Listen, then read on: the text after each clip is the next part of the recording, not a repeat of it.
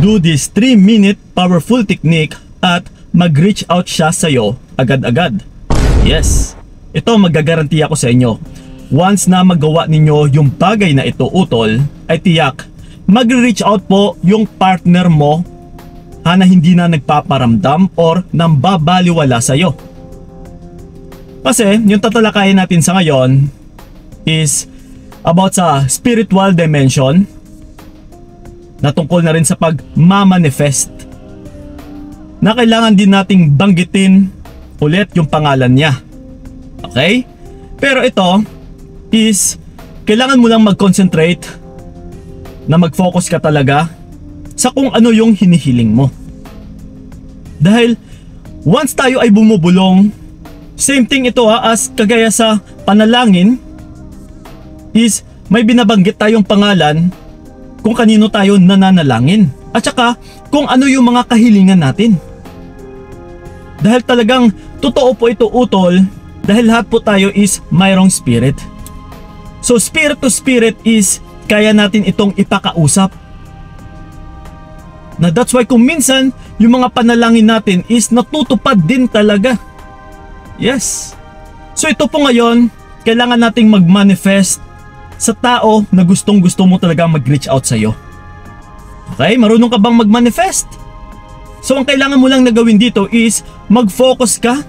Okay? Mag-concentrate ka sa specific person na kung sino yung gusto mong mag-reach out talaga sa'yo na para magparamdam na siya. Well, ito mga utol una sa lahat is kailangan mo talaga mag-relax. Okay? Breathe in, breathe out muna. Okay? Breathe in, breathe out. Okay? Mag-breathe in ka muna. And then, ilabas yung mga bad emotions. Okay? And then, uulitin natin. Breathe in. And then, breathe out. Okay? And then, isa pa. Breathe in. And then, breathe out. Yes? Kasi, kung minsan kasi may mga galit tayo, may mga hinanakit, and then kung minsan isang napapraning tayo. So kailangan muna natin yun ilabas, and then i-inhale natin yung good vibrations or yung positive vibration or yung positive energy.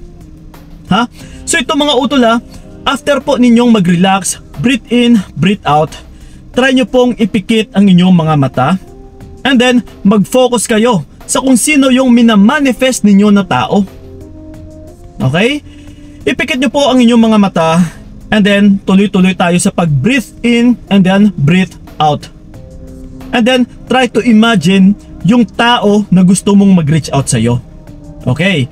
Nakikita mo siya. Yes, nakapikit ka. Nakikita mo siya sa harapan mo. And then iisipin mo kung saan man siya naroroon sa ngayon. Halimbawa na lang nasa trabaho niya. And then, nakikita mo yung surroundings. Yung tipong parang nandoon ka talaga nasa harapan niya. Habang ikaw ay nakapikit utol habang tayo ay nagmamanifest. And then, paulit-ulit po natin na ibulong sa ating isipan yung pangalan niya at saka yung kahilingan mo. Yes? Halimbawa na lang Juan de la Cruz. Okay, nandito na naman tayo kay Juan de la Cruz. Yes. So ito po yung gagawin mo. Juan de la Cruz, magparamdam ka na. Yes, tatawagan mo ko. Magre-reach out ka na. I-chat mo ko. At saka mas lalo mo kong mamimiss sa ngayon. Yes, Juan de la Cruz, wala kang ibang iisipin sa ngayon kundi ako lang. Okay? Mag-reach out ka sa akin. Nandito ako naghihintay. At saka nandito ako na iniintindi ka palagi or minamahal ka. Ito mga utol lahat po ng kagustuhan mong sabihin sa kanya na habang nagbubulong ka sa iyong isipan is ini-imagine mo na nandiyan ka talaga sa harapan niya.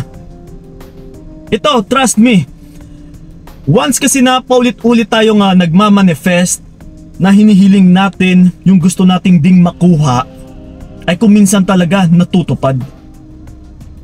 Na kung minsan din, di ba, may kutob tayo na parang tatawag yung boss mo, na tatawag yung kaibigan mo, or may sisingil na ng utang mo. Yes, kung minsan kasi is once nakukutuban ka na parang magre-ring ng cellphone mo or parang may magme-message sa'yo, is kung minsan natutupad talaga or nagaganap na nangyayari talaga.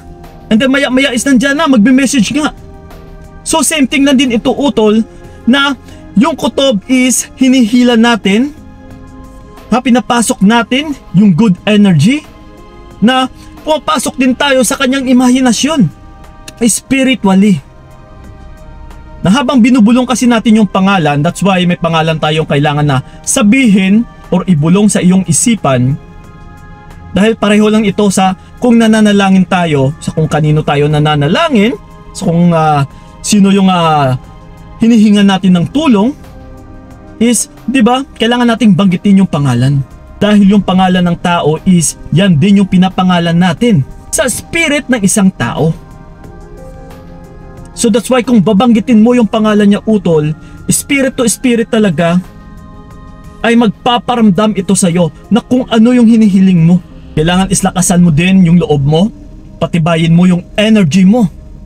Na kung nasa sayo na ngayon, ramdam mo na mataas yung energy, na parang magre-reach out na siya, yes, subukan mong huwag tumigil. Paabutin mo ng 3 minuto, yes, 3-minute powerful technique, 3 minutes kang magbubulong habang nakapikit, yes, habang nagbi-breathe in, breathe out. And then ito mga utol, trust me, after na magawa mo yung bagay na ito, magagarantiya ko sa inyo, maya-maya ay magpaparamdam po yung tao or yung specific person na hinihiling mo, na binubulong mo sa iyong isipan. Try nyo po. And then kapag hindi naman tumatalab or hindi pa tumatalab is, subukan nyo lang po ng paulit-ulit na kailangan talaga is mag-concentrate ka. Wala kang ibang iisipin. That's why, breathe in, breathe out muna para lumabas yung mga problema mo, ilabas or iset aside mo muna kung ano man yung mga sumasagabal dyan sa iyong isipan. And then ito na, mag-focus ka na parang nandiyan ka talaga sa harapan niya, na magparamdam ka na, nandito ako, naghihintay sa'yo, kunin mo na yung cellphone mo, okay, i-message mo na ako, tawagan mo na ako. Yes, utol. Actually yung gawain na ito is nagagawa din talaga natin minsan. Kasi ako, naniniwala talaga ako, spiritually, na mataas din talaga yung tiwala ko. Na kung gusto ko magparamdam yung isang tao is naggaganap. Dahil sa pag-manifest. Na kung ano yung gusto kong mangyari is natutupad din. Na kung ano yung mga hinihiling ko is natutupad din. Yes, dahil yan sa tiwala mo utol. Okay? So lakasan mo lang yung iyong tiwala and then, yes, try and try. Until na ma-master mo talaga na makapag-focus ka na parang nandyan lang siya sa harapan mo. Na sigurado, yes, magugulat ka na magpaparamdam po yan agad-agad. Okay? So yun lang po, balitaan nyo ako dyan sa comment section. Yun lang po, maraming salamat. Sana'y nakatulong yung video na ito. So ingat kayo. God bless and babush! Binigay ko lahat para wala kang masabi, kaya nga hindi ko wala.